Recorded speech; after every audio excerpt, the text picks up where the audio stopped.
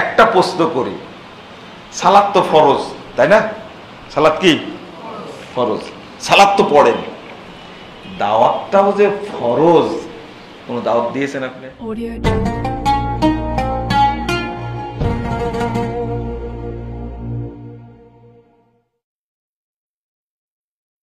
আহলে হাদিস আলেমরা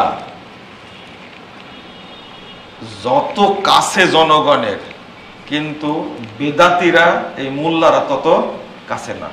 তার ভাবটাপ দেখলে মনে হয় নবীর চেয়েও বড় আলেম হলো, ভাবটাপ দেখলে মনে হয়। কথা বলতে চাই না, বিশাল আল খেল্লা আর রুমাল দিয়ে পাগড়ি পেঁচায় এমন ভাব ধরে। আর এক একটা লকব কি লকব হলো যে হাকিমুল উম্মাত, ফকিহুল মিল্লাত, এই সমস্ত লকব কিন্তু সাহাবীদেরও ছিল না, বুঝছেন? আল ইমামুল আকবার, আল ইমামুল আজম, এইগুলো হল লকব। বলছে পীরে কামেল, মুজাদ্দেদে জামান, মাহবুবে সুবহানি, কুতুবে রাব্বানি, সারা গায়ে চুলকানি। আপনি কি বলবেন? এটা বুঝেননি কথা? এত লকব দিতে দিতে দিতে ওর নামটাই নাই, শেষে কি নাই? নামটাই নাই। দেখবেন এমন অবস্থা।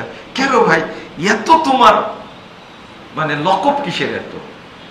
অথচ এলেমে জিরো, একবারে জিরো অবস্থাটা এরকম। আপনারা এই যে দাওয়াতের যে বিষয়টা বললাম, আপনি একটা প্রশ্ন করি, সালাত তো ফরজ, তাই না? সালাত কি ফরজ, সালাত তো পড়েন, দাওয়াতটাও যে ফরজ, কোন দাওয়াত দিয়েছেন আপনি? বুঝেননি মনে কথাটা। হজটা ফরজ, হজটা করেছেন, কিন্তু আল্লাহ যদি আপনাকে প্রশ্ন করে, প্রথম প্রশ্ন যে দাওয়াত তো ফরজ ছিল, তুমি কি দাওয়াত দিয়েছো একদিনও? আপনি বলবেন যে না, দাওয়াত দেওয়া হয়নি। দাওয়াতের কাজে অংশগ্রহণ করেছো, বলবেন যে কি এটাও হয়নি। উত্তরটা কি? একটা লোক জানতে পেল একটা পরিবারে সহি রাসূলের তরিকায় সালাত শিক্ষার যে দাওয়াতটা, চেঞ্জ কাকে বলে, সে চেঞ্জ হবে, তার সন্তান চেঞ্জ হবে, এরপরে তার নাতিপুতি চেঞ্জ হবে, বংশ পরম্পরায় একজন চেঞ্জ হলে তার বংশ চেঞ্জ হয়ে গেল পুরোটাই। কিন্তু আপনি কোনোদিন এই দাওয়াতটা দেন না। যেমন বাংলাদেশের মানুষ আহলুল হাদিস যারা সালাফি, শুধু তারা একটা কথার উত্তর দিতে পারে, আইন আল্লাহ, আল্লাহ কোথায়? আল্লাহ কোথায়? আরশে। উত্তর দিবে। বাংলাদেশের আর কোন দল, কোন হুজুর, কোন মৌলবি, কোন মোল্লা, কোন মুন্সি, কোন ইমাম, কোন খতিব এই প্রশ্নের উত্তর দিতে পারবে না, পারবে না। আল্লাহ কোথায় বলতে পারবে না, কারণ ওদের আকীদা হলো আল্লাহকে কোন স্থানের সাথে খাস করা হারাম। যদি কেউ খাস করে তার ইমান থাকবে না। অথচ আল্লাহ রাব্বুল আলামিন বলেছেন কি, আর রহমান আল্লাহর আরশে ইস্তাওয়া। এখন আপনি শুধু এইটা নিয়ে দাওয়াত দেন। শেখ আমাকে এত ফোন দিচ্ছেন। আসসালামু আলাইকুম ওয়া রাহমাতুল্লাহ।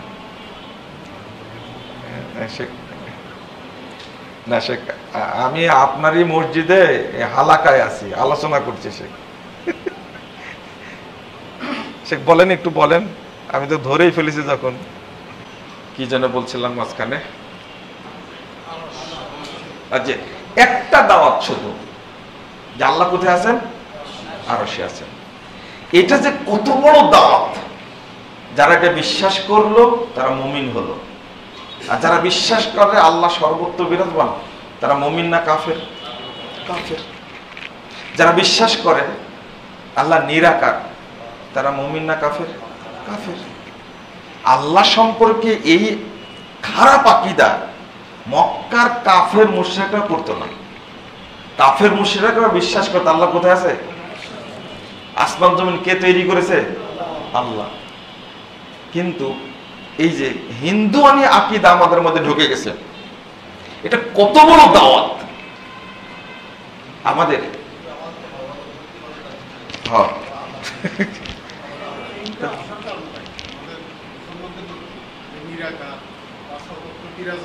জি জি জি, এই চিন্তাটা আসার জি এই চিন্তাটা আসার কারণ হলো আল্লাহকে যদি দুইটা আকীদা আপনারা জানেন কিনা, আশআরী এবং মাতুরিদী, আশআরী এবং মাতুরিদী, এই আকীদা হলো যদি আল্লাহকে কেউ খাস করে, আল্লাহ কোথায় আছেন? আরশে আছে, তাহলে আল্লাহকে আরশের সাথে কি করা হলো?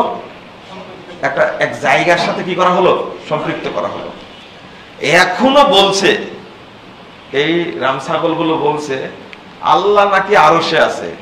বিজ্ঞানের যে অগ্রগতি, কোন সময় বিজ্ঞান ৭ আসমান ভেদ করে আল্লাহকে যে গ্রেফতার করে, আল্লাহকে গ্রেফতার করে ফেলবে, অগ্রগতি চিন্তা করেন ভাষাটা কিভাবে বলছে। এই জন্য স্থানের সাথে মানে অ্যাড করে না। আর একটা কারণ হলো আল্লাহর হাত আছে, আল্লাহর পা আছে, আল্লাহর চোখ আছে, আল্লাহর মুখমণ্ডল আছে। এইটা বললে দেহের সাথে সাদৃশ্য দেওয়া হয়, অথচ আল্লাহ নিজেই বলে দিয়েছেন লাইসা কামিসলিহি সেই, আল্লাহর মতো কোনো কিছুই নেই, পৃথিবীতে কোনো কিছু নাই আল্লাহর মতো।